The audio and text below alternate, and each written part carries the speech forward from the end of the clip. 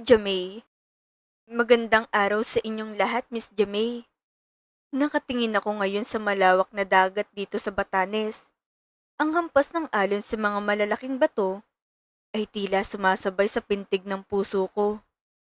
Pagod pero payapa. Ang hangin dito ay malamig.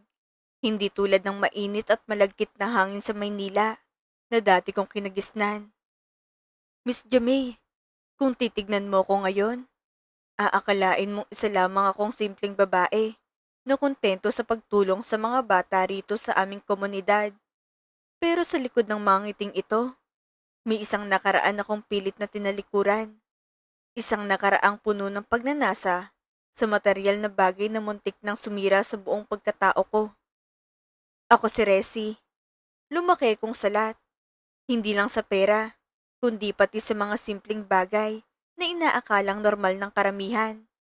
Alam mo yung pakiramdam na ang tanging ulam ninyo sa gabi ay asin o kaya ay sabaw ng kape? Yung tipong pinipilit mong busugin ang sarili mo sa mainit na tubig na may halong pait para lang makatulog ka ng hindi masyadong iniisip ang kumakalamong sikmura. Ganoon kami ni Lola. Sa maliit naming kubo na yari sa pinagtagpi-tagping kahoy at yero, doon ko natutunan ang halaga ng bawat butil ng bigas. Tuwing umuulan, kailangan naming maglagay ng mga timba sa sahig dahil sa mga butas sa bubong. Pero kahit ganoon, hindi ko kailanman naramdaman na wala akong tahanan dahil nandoon si Lola. Namatay ang mga magulang ko noong bata pa ako sa isang aksidente sa kalsada. Wala silang naiwan kundi ang mga pangarap na itinanim nila sa isip ko. Mag-aral ka ng mabuti, Resi. Iyan lang ang tanging paraan para hindi ka matulad sa amin. Madalas sabihin ni Lola, habang marahang hinihimas ang buhok ko tuwing gabi, bago ako matulog sa lumang banig na may manipis na kumot. Matalino ako, Miss Jamey. Hindi ko iyon ipinagmamayabang. Iyon lang talaga ang tanging puhunan ko. Sa bawat exam, binibigay ko ang lahat. Sa bawat libro na nahahawakan ko, parang iyon ang hagdan ko palabas sa kahirapan. At sa awa ng Diyos, nagbunga ang lahat ng sakripisyo. Nakakuha ako ng full scholarship sa isang prestihiyosong kolehiyo sa Maynila. Noong unang araw ko roon, para akong naligaw.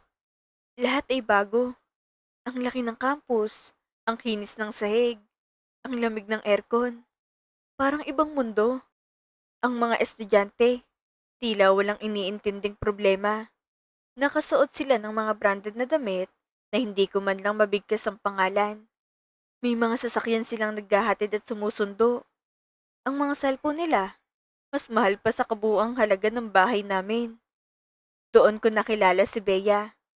Sa unang tingin, iisipin mong isa lang siyang tipikal na mayamang dalaga. Maganda, elegante, at laging presentable. Pero nang makilala ko siya, doon ko napagtanto na may mga taong kahit napapaligiran ng luho, nananatiling totoo. Hindi niya ako tinrato bilang isang mahirap na eskolar. Hindi niya ako kinaawaan. Sa halip, tinanggap niya ako bilang kaibigan. Madalas niya akong isama sa mga kainan.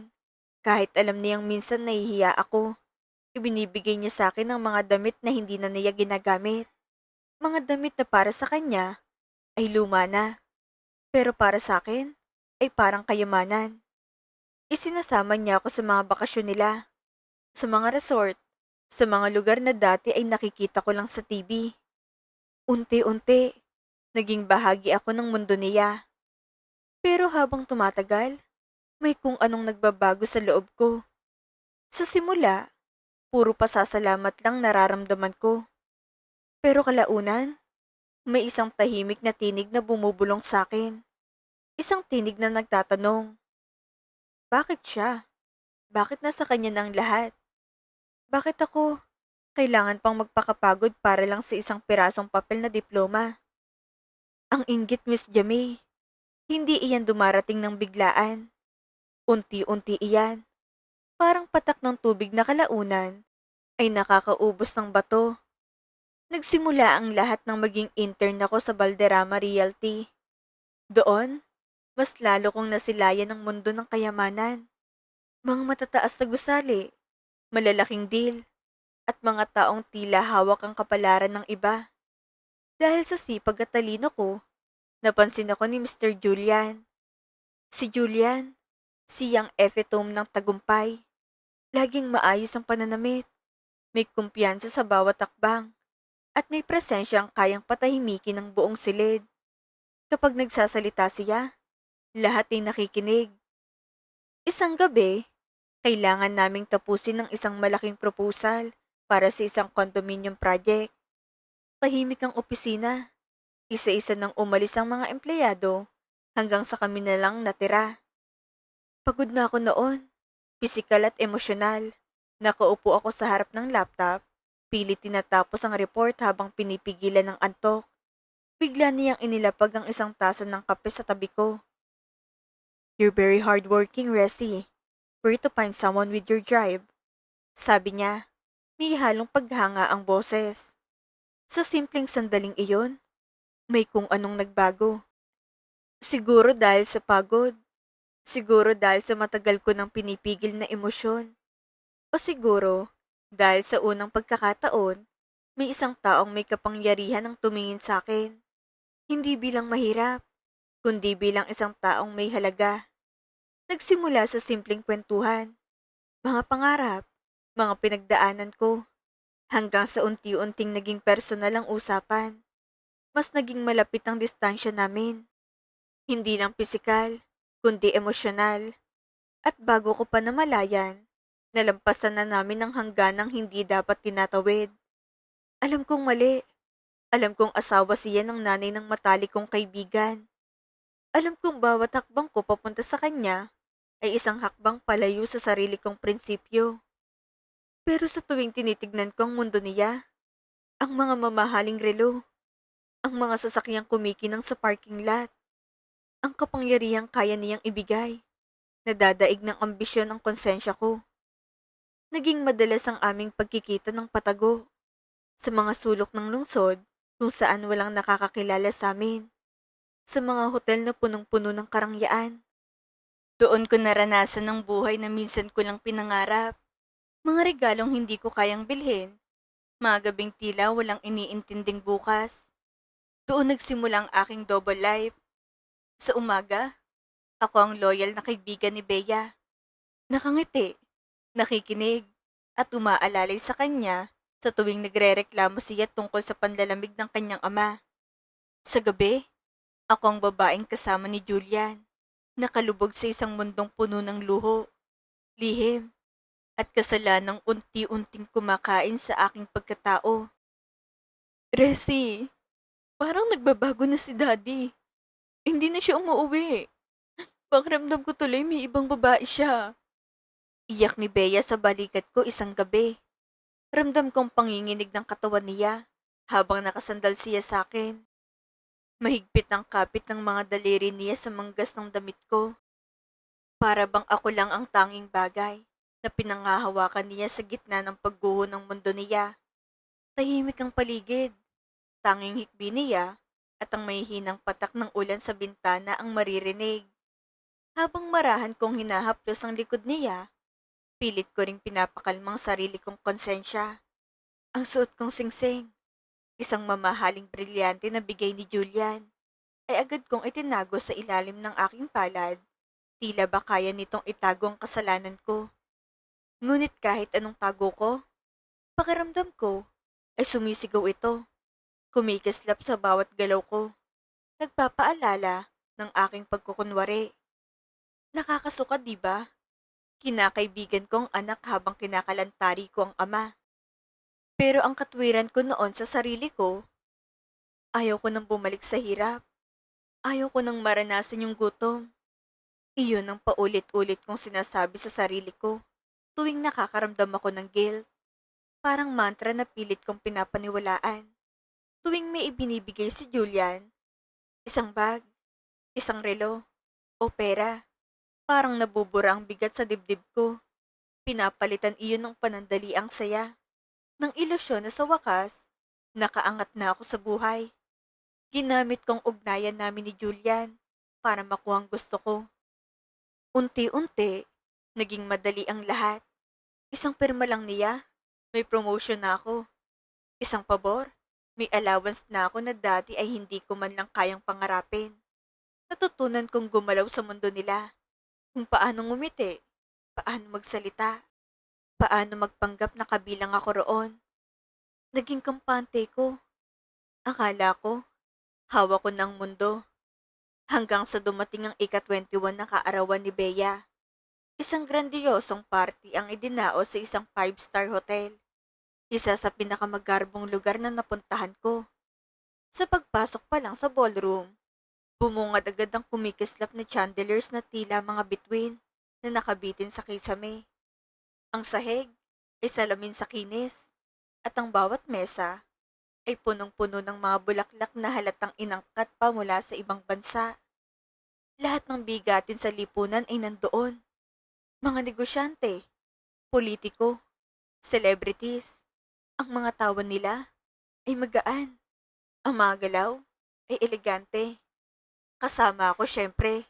Suot ang isang designer gown na pinili ni Julian para sa akin. Haplos ng tela sa balat ko. Pakiramdam ko ay isa na rin akong bahagi ng mundong iyon. Sa unang pagkakataon, hindi na akong mahirap na iskolar. Isa na akong babaeng hinahangaan. Tinitingala, pinapansin. Habang nag-aayos kami sa isang private suit, abalang mga stylist kay Bea. Inaayos ang buhok niya, pinapaganda ang makeup, at sinisiguradong perpekto ang lahat sa kanyang espesyal na gabi. Lumabas sandali si Bea para kumuha ng kung ano. Naiwan ako sa kabilang silid kasama si Julian. Tahimik, mabigat ang hangin. Dahan-dahan siyang lumapit sa akin. At mula sa bulsa niya, ay inilabas niyang isang maliit na velvet box. Malalim ang tingin niya sa akin. Parang may gustong sabihin na hindi niya kayang bigkasin. This is for you, Resi. An heirloom from my mother's side. I want you to have it. Sabi niya, mababa ang boses. Pinuksan niyang kahon at doon ko nakitang isang napakagandang kwintas. Gawa sa purong ginto. May mga pambihirang bato na kumikislap sa liwanag. Hindi lang iyon alahas. Simbolo iyon ng pamilya. Ng dugo. Ng pamana. Dahan-dahan niya itong isinabit sa leeg ko. Sa sandaling iyon, imbes na sayang maramdaman ko, may kung anong malamig na takot ang gumapang sa dibdib ko. At tama nga ako. Hindi namin alam, nakatayo na pala si Bea sa may pinto. Narinig niya lahat. At ang kwintas na suot ko, ay yun ang heirloom na ipinangako ni Julian na ibibigay kay Bea sa kanyang 21st birthday bilang simbolo ng kanilang pamilya. Ang sumunod na eksena ay parang isang pelikula. Pero ito ang realidad na hinding-hindi ko makakalimutan. Sa gitna ng ballroom, habang nakaharap sa daan-daang tao, hinarap ako ni Bea. Tahimik ang lahat, parang tumigil ang oras.